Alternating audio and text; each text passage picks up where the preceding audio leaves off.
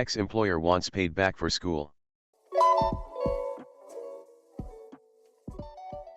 Worked for a company for a couple years, went to school for 2 semesters paid by them. We had no agreement signed and never said I'd have to pay back for classes. Does he have any merit requiring me to pay back for the classes?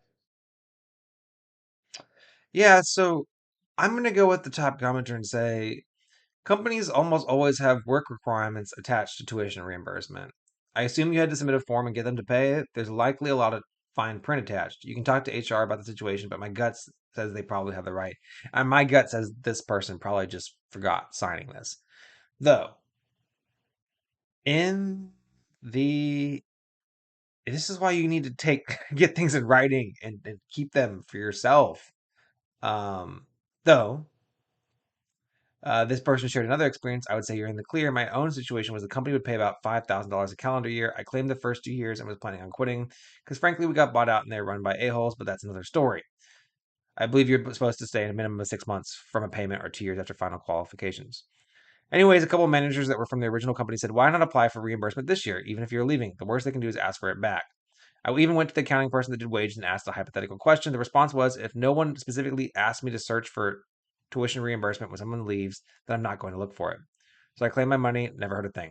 Now, to be fair, um, this person says small company, 4 employees, zero agreement made. Um, yeah, did you pay taxes on the money?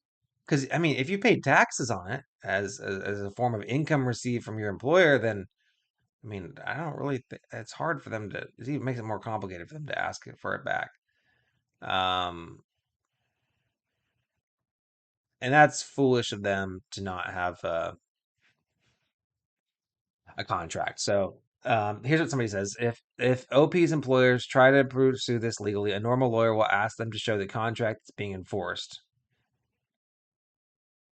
Yeah, there's no documentation. So I'd say it sucks for them, sucks for you that you're having to deal with the situation, but it doesn't seem like they have any recourse because there's no written policy. So it seems like I mean you've already received the goods that are the tuition reimbursements. I don't. It doesn't seem like there's a policy.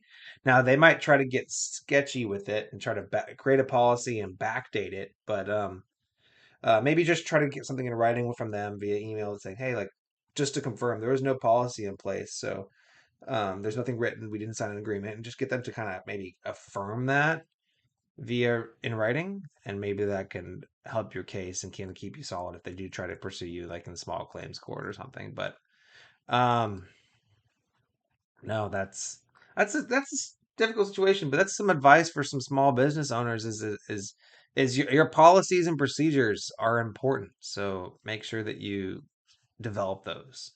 As somebody that spends a lot of time looking at policies and procedures, it's very Thank you important. so much for All right. watching this segment of the Engineering Success Podcast. If you liked it, make sure to check out the other videos down below that are recommended to you. And if you really like the podcast, make sure to subscribe right down there in the middle. Really appreciate it. It's free to you and helps us a lot out. And last but not least, the best way to help the show grow is to comment down below. So leave your comment if you have any thoughts about this segment.